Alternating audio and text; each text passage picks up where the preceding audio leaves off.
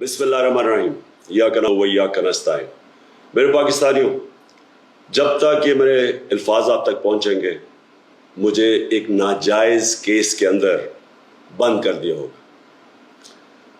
इससे एक चीज आप सबको वाज़ेह हो जानी चाहिए कि पाकिस्तान में जो फंडामेंटल राइट्स हैं, जो हमारा आइन हमें हुकूक देता है, जो जमहूरियत है, वो दफन हो चुकी है। और हो सकता है कि इसके बाद मुझे मौका ना मिले आपसे मुखातिब होने का, इसलिए मैं 2-3 बातें आपसे करना चाहता हूं आज। सबसे पहले, पाकिस्तान की जो कौम है वो मुझे 50 साल से जानती है। मैं पब्लिक में 50 साल से हूं। कभी मैंने ना पाकिस्तान के आइन के खिलाफ किया हूं, ना मैंने कभी पाकिस्तान का कानून तोड़ा है। और मेरी हमेशा, जब से सियासत में आया, मेरी हमेशा कोशिश हुई कि मैं जो भी अपनी जद्दोजहद करूं वो पुरअमन करूं, आइन जो मुझे हक देता है पुरअमन एहतजाज का, उसके बीच में रह के करूं। आज ये जो किया जा रहा है, ये इसलिए नहीं किया जा रहा कि मैंने कोई कानून तोड़ा है, ये सिर्फ इसलिए किया जा रहा है कि ये चाहते हैं कि मैं जो हकीकी आज़ादी की तहरीक है इससे पीछे हटूं।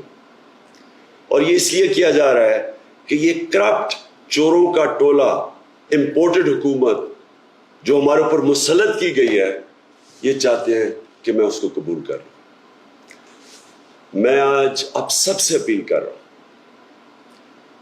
कि आपको अपने हकूक के लिए, अपनी हकीकी आज़ादी के लिए सबको निकलना पड़ेगा। कभी भी किसी कौम को प्लेट में आज़ादी नहीं पकड़ाई जाती। आज़ादी के लिए जद्दोजहद करनी पड़ती है, जहाद करनी पड़ती है, मेहनत करनी पड़ती है, और वही कौम फिर उसको अल्लाह तोहफा देता है आज़ादी का। ये वक्त आ गया है कि आप सब अपने हुकूक के लिए निकलें।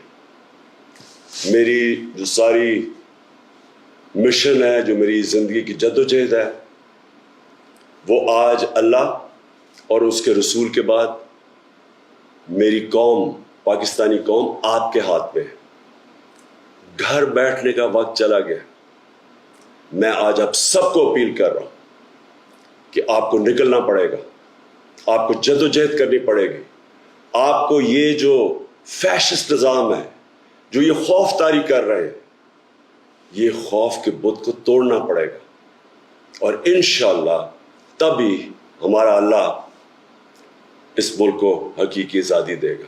पाकिस्तान जिंदाबाद।